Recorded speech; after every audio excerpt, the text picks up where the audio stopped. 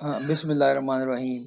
तो बेटा इस लेक्चर में हम बेसिकली कोई इतना ही डिफिकल्ट टास्क तो नहीं है। बेसिकली तो हम प्राइमरीली कन्वेक्स सेट्स के ऊपर बात करेंगे। In a vector space convex set क्या होता है, ठीक है। और फिर उसके बाद कुछ और मजीद अहम बातें हैं, थोड़ी बहुत हल्की फुल्की, जिन पे हम बात करेंगे। ठीक हो गया। और अभी तक ये क्लियर होना चाहिए कि हमारे पास अंडरलाइंग कोई वेक्टर स्पेस वी है, ठीक है, ओवर सम फील्ड एफ है। इसी वेक्टर स्पेस को मैं नाम दे रहा हूं कि ये लीनियर स्पेस भी है, और इसके ऊपर मेरे पास एक नॉर्म डिफाइन है, तो ये बन जाएगा नॉर्म्ड लीनियर स्पेस। ये नॉर्म लीनियर स्पेस बन जाएगी। अब मैं इस नॉर्म लीनियर स्पेस के अंदर, यहाँ मेरे पास नॉर्म का कॉन्सेप्ट भी है, तो मैं कुछ स्पेशल फंक्शंस की बात करूंगा, स्पेशल सेट्स की बात करूंगा इसके अंदर। वो सेट्स कहलाएंगे कन्वेक्स सेट्स। तो कन्वेक्स सेट का जियोमेट्रिकल आर्गुमेंट क्या है, मतलब ये एक सेट है जो कि कन्वेक्स नहीं है। उसकी रीजन क्या होती है कि अगर आप इस सेट के अंदर से दो पॉइंट पिक करें, ये दो पॉइंट, ठीक है, और इसको एक स्ट्रेट लाइन से ज्वाइन कर दें, जब इसे स्ट्रेट लाइन से ज्वाइन करेंगे तो कुछ पार्ट ऐसा है ये वाला जो आपकी स्पेस से बाहर चला जाएगा। तो लिहाजा ये सेट कन्वेक्स नहीं है। ये सेट कन्वेक्स है, ये वाला, ये, क्योंकि इसमें किसी भी दो पॉइंट को ज्वाइन करेंगे तो लाइन सेगमेंट्स के अंदर रहेगा, किसी भी दो पॉइंट को, ठीक है। तो फॉर योर मॉडल, ये देखें, ये क्रेसेंट जो होता है ये वाला, ये चांद इस तरह का, ये एक एग्जांपल है, typical example non convex set की। ये देखें, ये दो पॉइंट ले लें और ये रीजन इससे बाहर निकल गया, ठीक है। तो कन्वेक्स सेट्स को हम डिस्क्राइब करेंगे वो क्या है, फिर देखेंगे कुछ स्टैंडर्ड एक्सप्लेनेशंस के कौन कौन से सेट्स कन्वेक्स होते हैं और कौन से कन्वेक्स नहीं हुआ करते, ये भी हम इसके अंदर देखेंगे। तो पहले हम इसकी बेसिक स्टैंडर्ड डेफिनेशन की तरफ मूव करते हैं। हाँ जी, ये स्टैंडर्ड डेफिनेशन है कन्वेक्स सेट की, कि फर्ज कर लें कि आपके पास एक वेक्टर स्पेस x है या n है, लेट्स से n कोई वेक्टर स्पेस है या x कोई वेक्टर स्पेस है x, ठीक है। ये और इसका एक सबसेट है a, ये a इसका कोई सबसेट है, ये वाला a।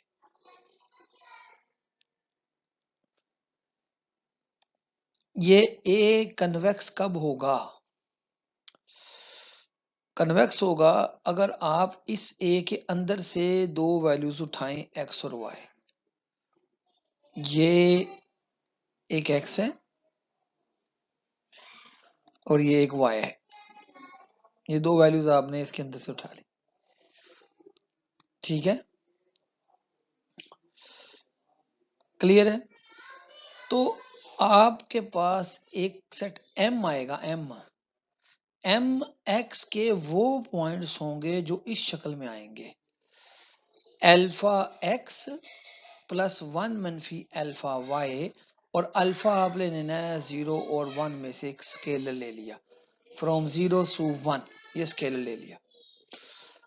जब आप ये लेंगे तो एक्चुअली इसका मतलब क्या है, इसका मतलब ये है कि ये लाइन सेगमेंट, ये वाले पॉइंट्स, ये z सारे, ये सारे z, अगर ये सारे के सारे z जो हैं, ये हम कंडीशन है, ये दोबारा a के अंदर ही रहें, ये देख रहे हैं, a के अंदर ही रहें, तो फिर हम कहेंगे कि जो a है ना वो कन्वेक्स सबसेट है x का।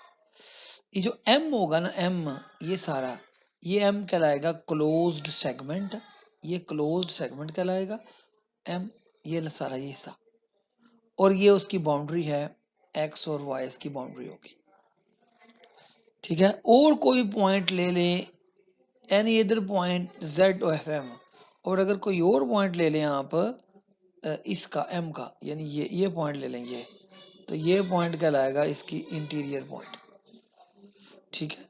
This z is called interior point, interior point, ठीक है, ओके। अब ये एक आपके पास, हाँ ये एग्जांपल देखें, ये कन्वेक्स सेट है। आप देख रहे हैं ये आपने x लिया, ये y लिया।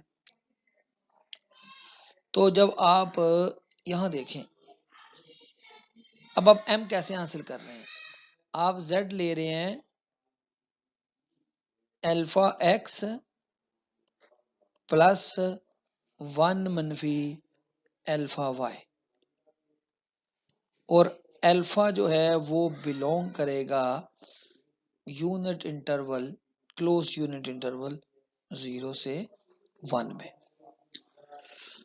चलें, जब आपका अल्फा 0 होगा तो आपका z की वैल्यू क्या आएगी, जरा गौर से देखते हैं। अल्फा 0 होगा तो z की वैल्यू आएगी y, यानी आप यहाँ पे हैं, इस जगह पे उस वक्त। ठीक है, जब आपका अल्फा लेट्स से 0.5 होगा तो आपका z क्या आएगा, आपका z आएगा 0.5x, ठीक है, plus 0.5y, which is equals to midpoint of x plus y by two. x जो x plus y by two आएगा, यानी वो ये पॉइंट आ गया।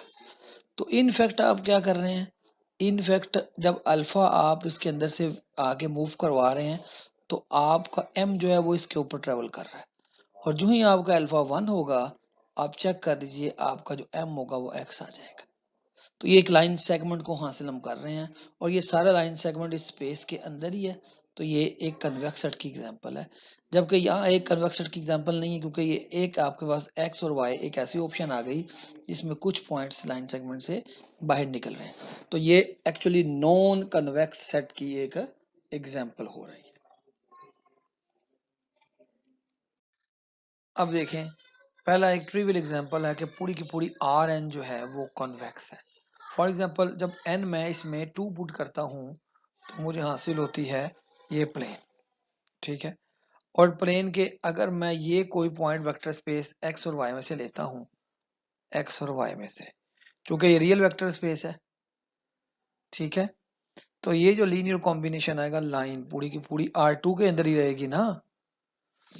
वरना आप एक और तरीके से प्रूव कर सकते हैं कि अगर आप एक्स और वाई R2 में से लें, दो पॉइंट, ये पॉइंट ऑर्डर पेयर की शक्ल में होंगे, R2 में से लें, P1 और P2 भी कह सकते हैं इनको, तो अल्फा एक्स क्या आएगा, अल्फा रियल नंबर है तो ये तो स्केलर मल्टीपल हो गया, तो ये वेक्टर स्पेस है तो ये अंडर स्केलर मल्टीप्लिकेशन क्लोज्ड होगी, तो ये दोबारा जवाब R2 के अंदर ही आएगा, ये जवाब R2 के अंदर ही आएगा। सिमिलरली 1 मनफी अल्फा का जवाब इनटू एक्स भी, ये भी R2 के अंदर ही आएगा, वाई ये भी R2 के अंदर ही आएगा, और जब इनको ऐड करेंगे चूंकि ये वेक्टर स्पेस है तो इनका सम भी R2 के अंदर ही आएगा।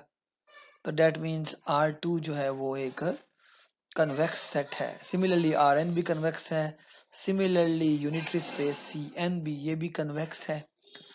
और यहाँ एक बड़ी प्यारी बात की गई कि अगर कोई लीनियर स्पेस है यानी वेक्टर स्पेस है तो उसकी हर सब स्पेस कन्वेक्स होगी। फॉर एग्जांपल ये R2 है, R2, तो आप इसके साथ पॉसिबल सब स्पेसेस ढूंढिए। एक तो ओरिजिन है, ओरिजिन में तो सिर्फ एक ही पॉइंट है वो ही कन्वेक्स है, एक पॉइंट वाला तो खुद ही कन्वेक्स होगा। अच्छा, अब ये इसके अंदर ये एक लाइन है जो ओरिजिन से पास कर रही है, ये इसकी सब स्पेस है और ये भी कन्वेक्स होगी। चेक कर लें, ये दो पॉइंट लें, अंदर तमाम पॉइंट इस लाइन के अंदर ही ऊपर ही है, ठीक है, क्लियर है ना। हम्म, तो इसकी ये सब स्पेस भी कन्वेक्स है, और तीसरी सब स्पेस ये R2 खुद है, ये भी कन्वेक्स है, ठीक है। तो ये प्रूव करना कि हर सब स्पेस कन्वेक्स है, ये हम देखते हैं ये प्रूफ। अच्छा जी, फर्ज कीजिए ये वेक्टर स्पेस या लीनियर स्पेस एक्स है और ये उसकी कोई सब स्पेस है ए। हमने ये प्रूव करना है कि ये सब स्पेस कन्वेक्स है। तो सब स्पेस होने का मतलब क्या है कि अगर आप x और y इसके अंदर से पिक करें कि for all x comma y जो ए से आएंगे और अल्फा और बीटा जो फील्ड में से आएंगे, जो आर से आएंगे, फर्ज करें ये रियल वेक्टर स्पेस है आर, तो फिर alpha x plus beta y को बिलोंग करना होगा ए से, क्योंकि तभी तो ए सब स्पेस बनेगी। और अगर आप इसके अंदर मैं टेक करूं बीटा जो कि एक फील्ड से बिलोंग करने वाला एक स्केलर है, अगर मैं बीटा को लूं इक्वल्स टू 1 अल्फा,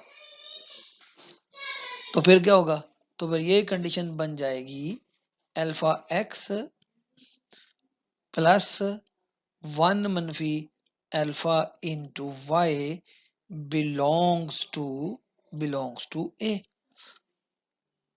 ठीक है, और ये तो उसका कन्वेक्स कॉम्बिनेशन है, यानी लाइन सेगमेंट है जो ए में जा रहा है।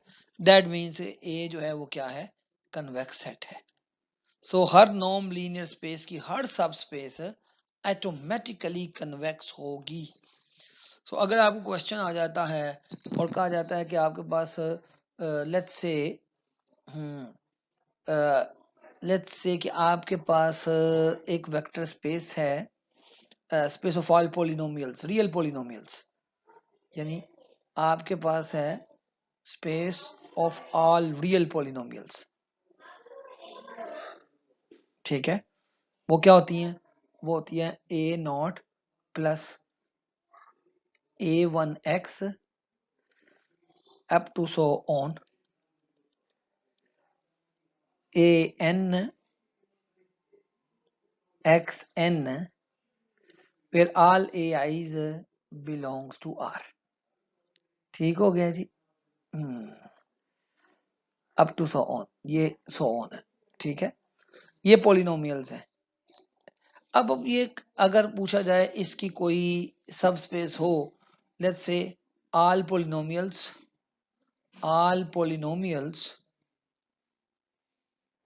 of degree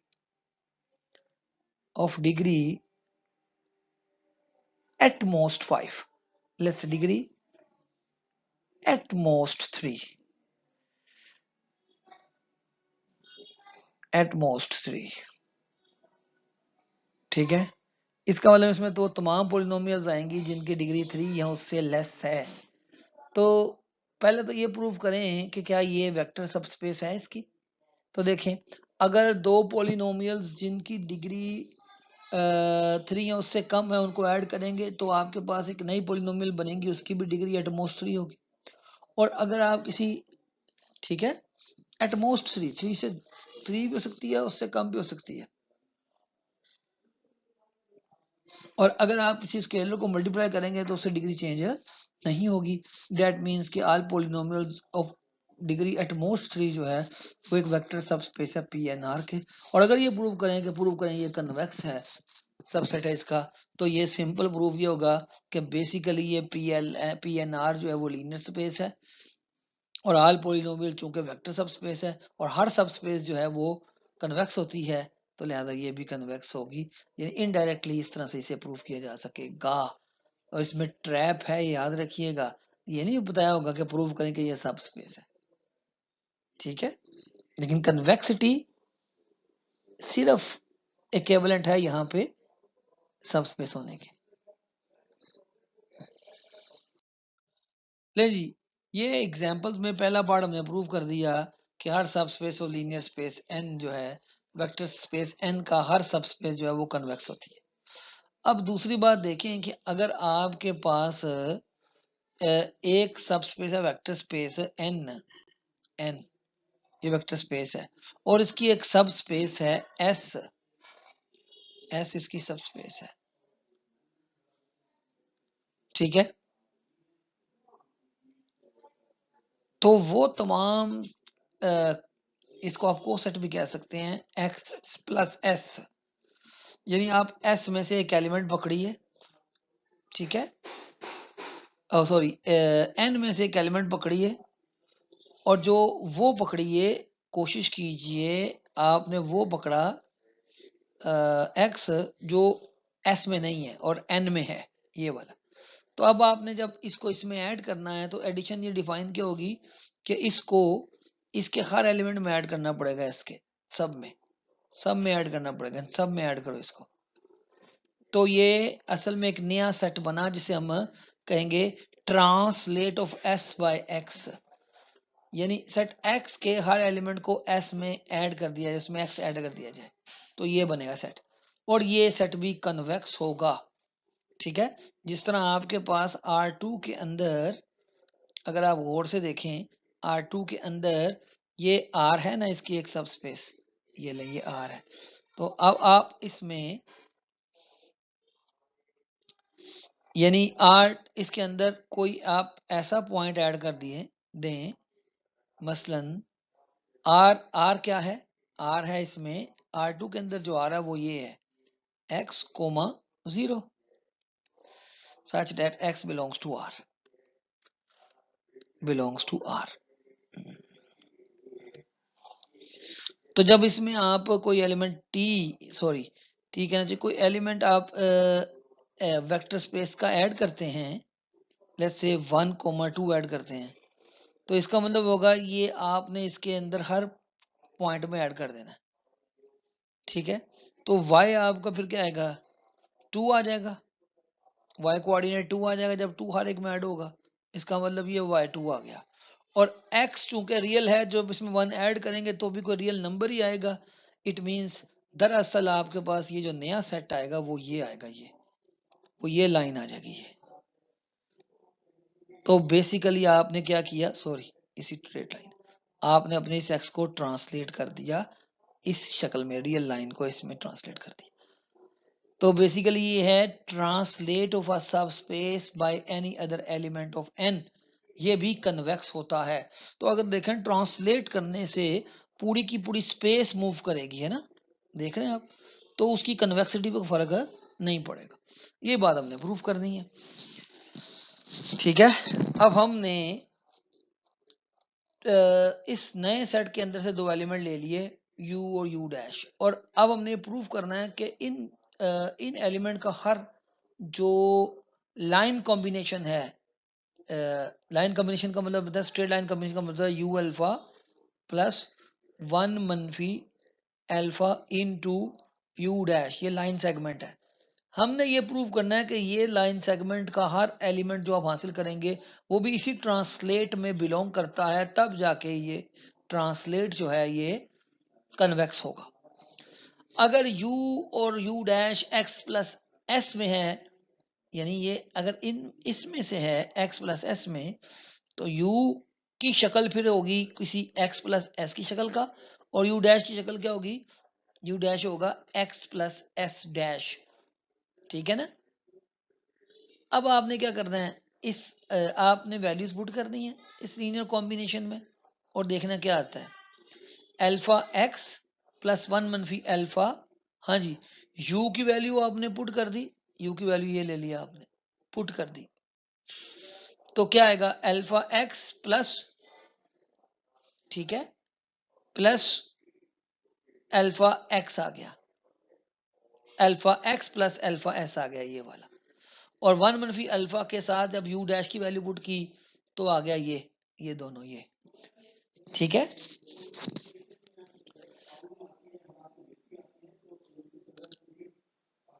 यहां तक कोई ऑब्जेक्शन नहीं होना चाहिए, ठीक हो गया। अब अल्फा एक्स आप क्या करें, अल्फा एक्स वेक्टर सबस्पेस कौन सी है, यानी एस एक वेक्टर सबस्पेस है, ठीक है। तो क्या होगा, तो अगर आप एस के अंदर से कोई एलिमेंट दो लेंगे तो एस जो होगा वो under scalar linear scalar combination के अंदर दोबारा बिलोंग कर जाएंगे।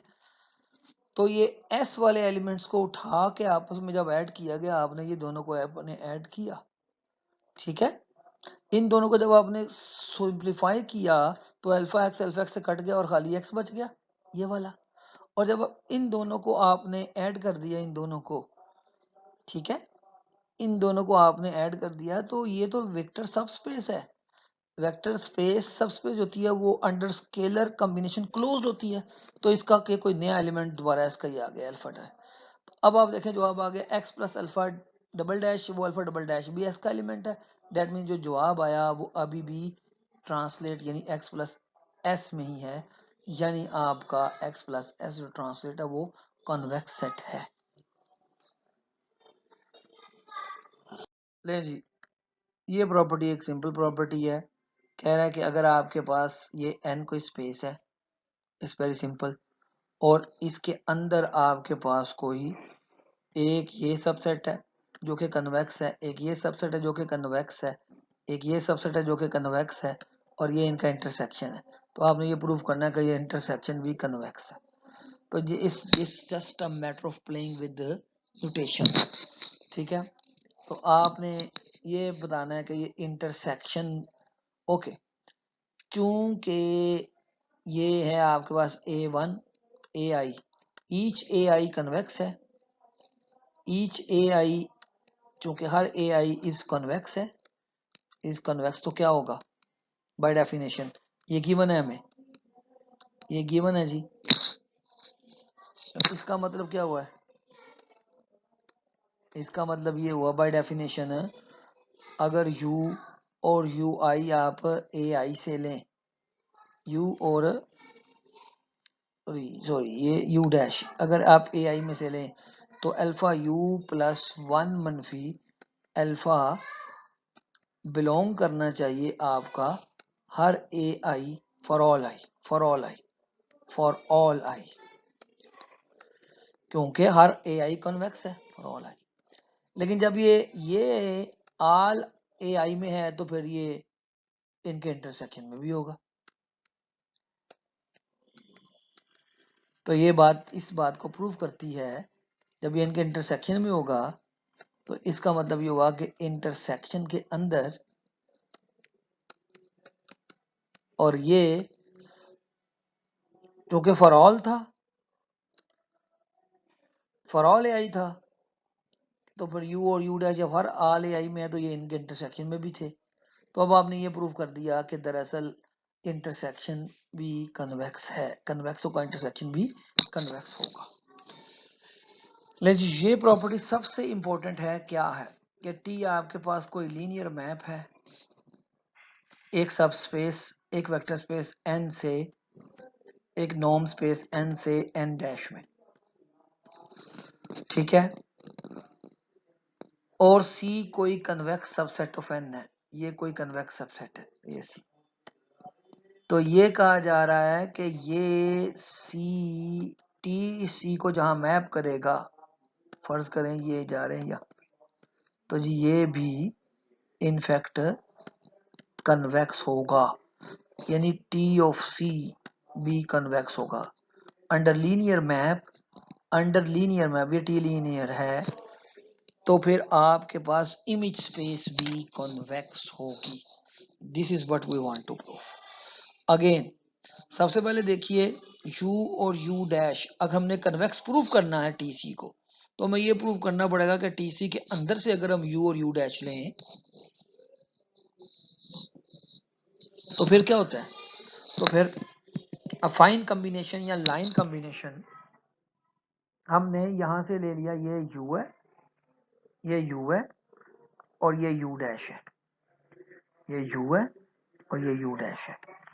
हमने प्रूव क्या करना है कि ये लाइन सेगमेंट इसके अंदर है। लाइन सेगमेंट का मतलब है अल्फा U प्लस 1 मनफी अल्फा U डैश।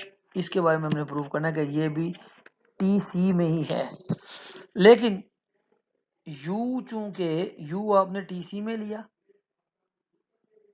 और U चूंकि TC में है तो फिर ये किसी ना किसी यहाँ पर कोई पॉइंट एग्जिस्ट करेगा स्मॉल c जिसका ये इमेज होगा।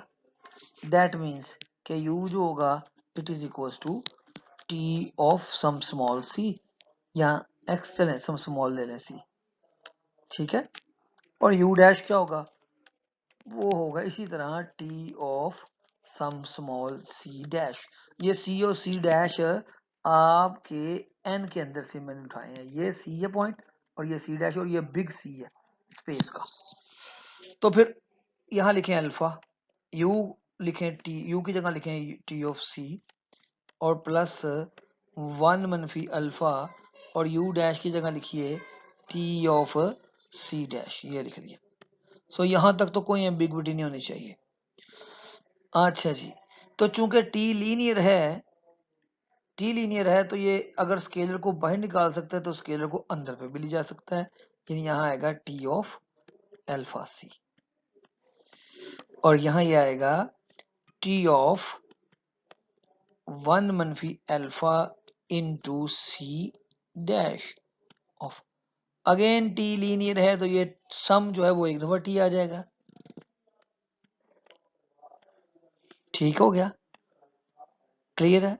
और यहाँ क्या आएगा, अल्फा सी प्लस 1 मनफी अल्फा सी डैश, ये आ गया। और चूंकि ये नोट करें, चूंकि आपका सी कन्वेक्स था, ये गिवन था, तो लिहाजा इसका जवाब दोबारा तमाम का जवाब दोबारा सी में ही आएगा। उसका नाम सी डबल डैश रख लें। और आपको सी इधर ये मिल गया एक एलिमेंट जो इसको हिट कर रहा है, इस कॉम्बिनेशन को। इसका मतलब ये हुआ कि आपका ये इधर जो कॉम्बिनेशन है वो आपको हासिल हो गया, वो भी दोबारा टी ऑफ सी ही है, यानी इमेज स्पेस के अंदर ही आ रहा है, जिसको प्रूव करना था कि टी ऑफ सी जो है वो भी कन्वेक्स है। दोबारा जवाब आ गया आपको T of c prime c में था, तो T of c prime double prime जो है वो टी ऑफ सी में होगा, capital is an element of T of c. Hence जो लीनियर मैप है वो कन्वेक्सिटी को प्रिजर्व करता है। This is very very important property.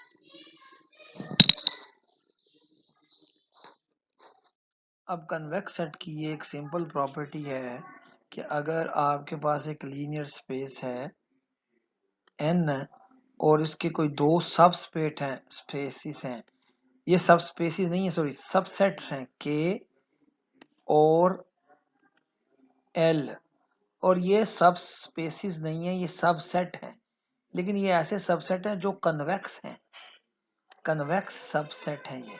तो इनका जो एडिशन है, एडिशन का मतलब होता है कि आपके पास एक नया सेट आएगा k प्लस l। वो कैसे आएगा, वो आएगा इसके हर एलिमेंट को आपको इसके हर एलिमेंट में ऐड अप करना पड़ेगा, इसके हर एलिमेंट को आपको इसके हर एलिमेंट में ऐड अप करना पड़ेगा। यानी वो तमाम समेशंस जिसमें x k में से आएगा और y l में से आएगा, वो तमाम, यानी दो कन्वेक्स सेट का addition, sum of two convex subset is also a convex set. तो ये हमारे पास गिवन है कि k और l कन्वेक्स है और ये प्रूव करना है कि k प्लस l भी कन्वेक्स है। ये प्रूफ मैं आप पे छोड़ रहा हूँ, ये ट्रिवियल प्रूफ है, कोई इतना मुश्किल नहीं है इसमें।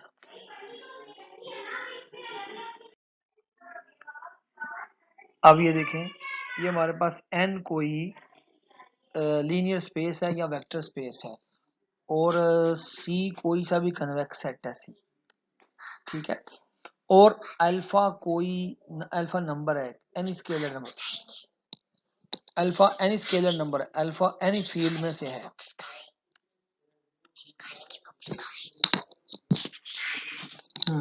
तो अल्फा सी जो भी इसका प्रोडक्ट आएगा स्केलर मल्टीप्लिकेशन, वो भी, क्योंकि ये सी कोई सब स्पेस नहीं है, ये सिंपल एक कन्वेक्स सेट है, तो ये अल्फा सी, अल्फा यहाँ पे वो नहीं है कि जो 0 और 1 के अंदर है, ये कोई भी कांस्टेंट है, कोई भी स्केलर है। तो अब ये इजीली ये भी प्रूव किया जा सकता है कि अल्फा सी जो है ये भी एक कन्वेक्स सेट होगा, ठीक है। ये भी आप खुद इसको ले, ये एक इम्पोर्टेंट प्रूफ है। अच्छा, कि ये आपके पास है मैट्रिक स्पेस के रिस्पेक्ट आपको देखना पड़ेगा या नॉर्म स्पेस के मुताबिक आपको देखना पड़ेगा।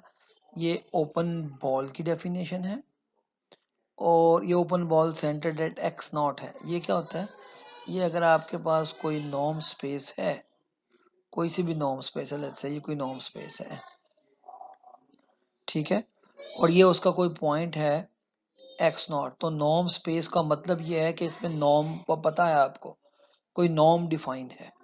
ये एक स्पेस सेट n होगा और इस पे एक नॉर्म भी है जो कि लेंथ का काम कर रही है। तो इसका मतलब क्या है?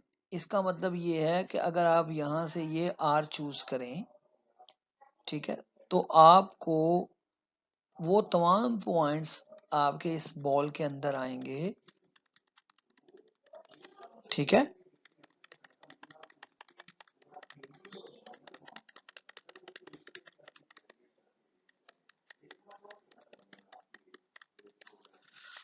और वो तमाम पॉइंट, ये ग्रीन पॉइंट ये इसके अंदर क्यों आ रहा है?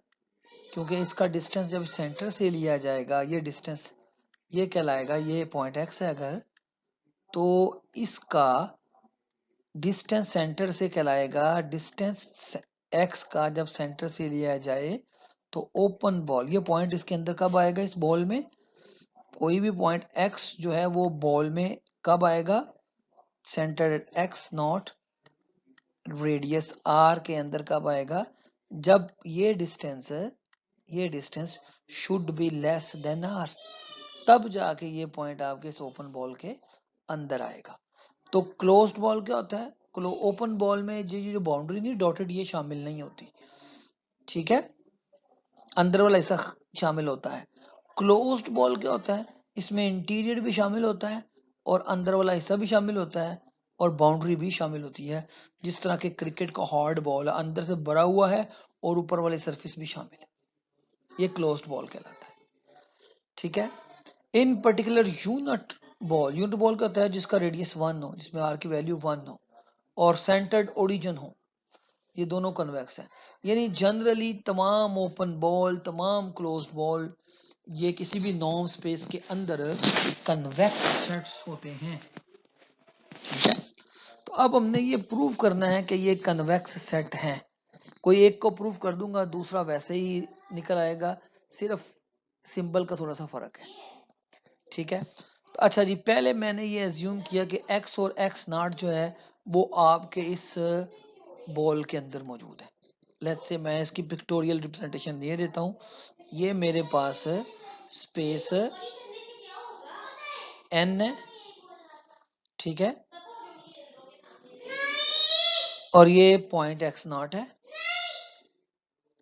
ठीक है, और ये फर्ज का ले रेडियस r है, ठीक है, और ये कोई इसके तमाम पॉइंट्स जो है वो मैंने ये अंदर वाले जो पॉइंट्स हैं वो मैं पर्पल कलर में शेड करूँ, ये सारे पॉइंट इसके अंदर हैं, ये सब इन्हीं पॉइंट में से मैंने दो पॉइंट भी कर लिए। ये वाला पॉइंट ग्रीन कलर में, ये पॉइंट ले लिया x और ये पॉइंट ले लिया x डैश।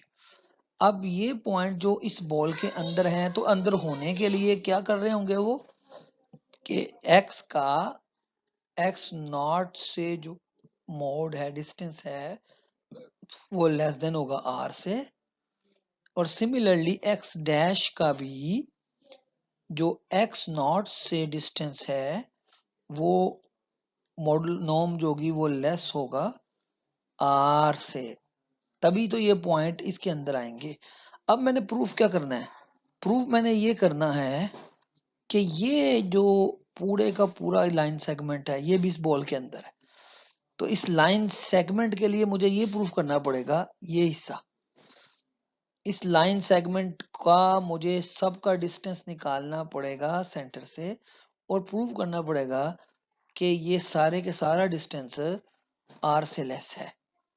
तो इसको प्रूव करने के लिए मैं ये आर्बिट्रेरी ले रहा हूँ, ये पॉइंट ये मैंने लीनियर कॉम्बिनेशन ले लिया ये, और इस लीनियर कॉम्बिनेशन का डिस्टेंस लिया मैंने सेंटर से, ठीक है। यानी मैंने ए पॉइंट पिक किया, ये पॉइंट लीनियर कॉम्बिनेशन है और इसका डिस्टेंस मैंने ये ले लिया, ये डिस्टेंस निकाला ये, ठीक है। अगर ये आंसर लेस देन आर आ गया तो फिर ये क्लियर होगा कि ये लाइन सेगमेंट ये सारे का सारा बिलोंग करता है बॉल से और फिर वो बॉल कन्वेक्स हो जाएगा। तो जी ठीक है, पहले अल्फा एक्स वैसे का वैसे ही आ गया, और 1 मनफी अल्फा एक्स डैश वैसे का वैसे ही आ गया। आप इस एक्स नॉट की जगह इस एक्स नॉट को आपने रिप्लेस कर दिया खुद से, इस मनफी एक्स नॉट के अंदर आपने ऐड किया अल्फा एक्स नॉट और लेस भी किया अल्फा एक्स नॉट खुद से, ठीक है। और फिर क्या किया आपने, इन दोनों को आपने एड अप करके एक्स नॉट कॉमन लेके ये बात बना ली, और यहां से बचा, ठीक है, इन दोनों को, सॉरी इन दोनों को, प्लस वालों को एक्स नॉट हमने कॉमन ले लिया, और यहां से बचा 1 मनफी अल्फा, ये आ गया मनफी कॉमन लेके, और फिर ये वाली बात यहां लिख दी ऐसे, ठीक है। और अब आपने नॉर्म की, सो यहां तक ये ऐसे ही आ गया, यहां तक कोई कंफ्यूजन नहीं होनी चाहिए। इसके बाद आपने क्या किया, इन दोनों अल्फाज को आपने कॉमन ले लिया और ये आया एक्स मनफी एक्स नॉट आ गया, और इन दोनों वन में अल्फा नेट को कॉमन ले लिया और ये चीज आ गई। अब नॉर्म की आपने फोर्स प्रॉपर्टी अप्लाई की नॉर्म स्पेस की, कि नॉर्म अलग अलग होगी तो लेस देन इक्वल आ जाएगा, और फिर साथ ही आपने एक प्रॉपर्टी नॉर्म की स्केलर वाली अप्लाई कर दी कि स्केलर अल्फा बाहर आ जाता है, ठीक है। यहाँ वैसे एब्सोल्यूट वैल्यू आनी चाहिए थी, नहीं भी आई तो कोई प्रॉब्लम नहीं है, अल्फा हम ले रहे हैं अपने इस नंबर से, अल्फा है ही पॉजिटिव, यानी अल्फा हम ले रहे हैं क्लोज्ड इंटरवल 0 1 से, तो इसलिए इसमें एब्सोल्यूट वैल्यू इसकी ये खुद ही होगी, ठीक है। ये चीज आ गई यहां से यहां। अब यहां पर लेकिन एक्स मनफी एक्स नॉट तो आपने ये लिखा हुआ ये आर से लेस है, और ये भी आर से लेस है, तो अगले स्टेप में मैं इसे लिखूंगा ये लेस देन है अल्फा आर प्लस 1 मनफी अल्फा आर, ये वाली डेफिनेशन यूज की मैंने इन दोनों के लिए। और फिर उसके अगले स्टेप में मैं R equals to R common ले गया, ठीक है, और अल्फा मनफी अल्फा से कट गया और 1 आया, तो ये कंडीशन आई कि ये लेस देन है आर से आ गया। लेस देन आर होने का मतलब है कि आपका ये कन्वेक्स कॉम्बिनेशन आपके बॉल का हिस्सा है, hence this convex combination belongs to this ball, so this ball is a convex. So her open ball, her closed ball in any metric space, in any norm space वो convex हुआ करता है। ये theorem, इसका proof मैं आप पे छोड़ रहा हूँ, कोई इतना मुश्किल नहीं है। n कोई लीनियर स्पेस है और c कोई कन्वेक्स सेट है, और अगर आप इसके अंदर से अल्फा और बीटा दो पॉजिटिव या दो पॉजिटिव या जीरो भी हो सकते हैं स्केलर्स लें, तो अल्फा सी प्लस बीटा सी में आप अल्फा प्लस बीटा को कॉमन ले जा सकते हैं सी के अंदर से, ठीक है। ये प्रूफ आपने खुद करना है, सिंपल है, सिर्फ ये बात याद रखिए कि सी कन्वेक्स सेट है, ठीक है। पर यहाँ पे भी कंडीशन सिर्फ सिंपल अलजबरा ही है बस, ठीक है। हम ये प्रूव कर देंगे कि ये सेट इसका सबसेट है और ये सेट इसका सबसेट है इनफैक्ट, ठीक है। और ये बातें क्लियर हो जाएंगी इक्वालिटी को, ये आप खुद करेंगे।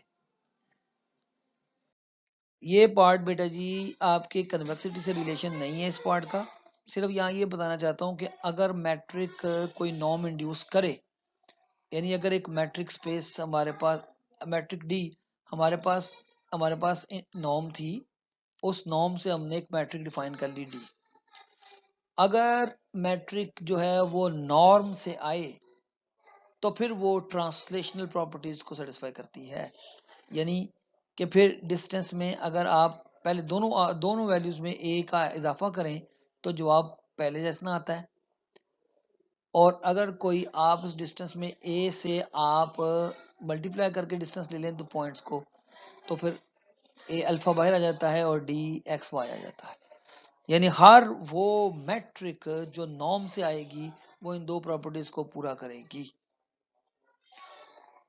ठीक है। अगर कोई मैट्रिक ऐसी है जो इन दो प्रॉपर्टीज को पूरा नहीं करती तो फिर समझ जाइए कि वो पीछे किसी नॉर्म से नहीं आ रही, ठीक है। तो ये प्रूव करना बहुत आसान है, एक्स वाई आपके पास पॉइंट्स हैं, अल्फा आपने ले लिया और अल्फा कोई स्केलर है, तो g d x y a by definition ये डी क्या होगा, ये होगा इन दोनों पॉइंट्स का डिफरेंस का नॉर्म, और ए से कट जाएगा तो एक्स वाई माइनस वाई आ जाएगा और ये डिस्टेंस डी बराबर आ जाएगा। Similarly d a x y, इसकी डेफिनेशन क्या है, वो नॉर्म ऑफ दिस है क्योंकि ये मेट्रिक नॉर्म से आ रही है, ठीक है, और नॉर्म की प्रॉपर्टी के मुताबिक अल्फा कॉमन लेके बाहर जब जाएगा तो एब्सोल्यूट वैल्यू आ जाएगी, यानी ये है। ठीक हो गया। अब ये क्वेश्चन में बार बार पूछता था कि कहीं कोई ऐसी मैट्रिक तो नहीं है जो नॉर्म से इंड्यूस ना हो, तो हम ये नेक्स्ट स्लाइड में देखेंगे। प्रूफ बिल्कुल आसान है, आप खुद कंप्यूट कर लेंगे कि वो मैट्रिक जो है वो नॉर्म से नहीं आ रही। ये बेटा एक काउंटर एग्जांपल है, का सवाल था कि क्या हर मैट्रिक जो है वो उसके पीछे कोई नॉर्म होती है जो उससे आती है, answer is no. Counter example आपके पास एक स्पेस एस है जो हमने प्रूव की थी, ये मैट्रिक स्पेस है। जब आप इसमें डी एक्स वाई निकाल रहे हैं तो आप इस तरह करें कि ये निकालें कि डी एक्स प्लस ए कोमा डी वाई प्लस ए, और देखें कि क्या ये सेटिस्फाई हो रहा है, क्या ये डी एक्स वाई के बराबर आ रहा है। गौर से देखिएगा, क्योंकि ये वाला फैक्टर तो आपको बता देगा ये सारा हिस्सा तो सेम होगा, लेकिन ये बाहर 1/2 जो है ना, ये आपको बताएगा कि ये यहाँ पे कुछ कांस्टेंट का फर्क भी आ जाएगा।